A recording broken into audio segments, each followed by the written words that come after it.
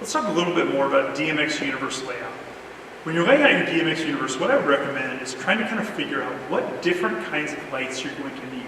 For example, I know how many washes I'm going to need in front, washes in the back, and then what kind of ellipsoidals for lights on people, and then all your set lighting, if you're doing any uplighting, all those kinds of lights. Try to figure out what lights you need.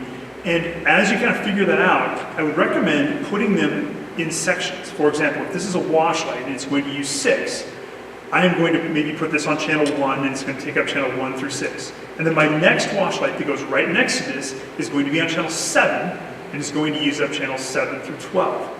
And the next wash light next to that is going to be on channel 13 and use up the next 6 channels, and so on and so forth. And what I'll often do is, again, depending on how many things you have, you may want to leave space at the end. So, hey, if I decide to add another one, I can do that. If you know, hey, I'm only going to ever use 4 wash lights in the front, or I'm going to reprogram, then you can do this. And then you pick up your next light, maybe your first back wash light comes up right after your front ones. And so by having them in order and in groupings, it makes it much easier to manage. And grouping by type is typically better than trying to group by like across. Like let's say if I'm going across from left to right and you have a whole bunch of different kinds of lights.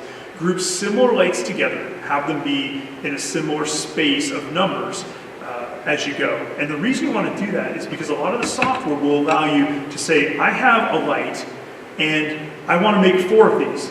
And if the lights aren't sequential, you have to add them all in separately. But if you can say, hey, this light starts at 1 and has 6 channels and I have 4 of them, it knows automatically this is 1 through 6, this is 7 through 12, etc. as you go down through your DMX space. So it just makes setup a lot simpler, it makes your management simpler. And again, grab an Excel spreadsheet, start laying this stuff out, leave gaps where you might need to leave gaps.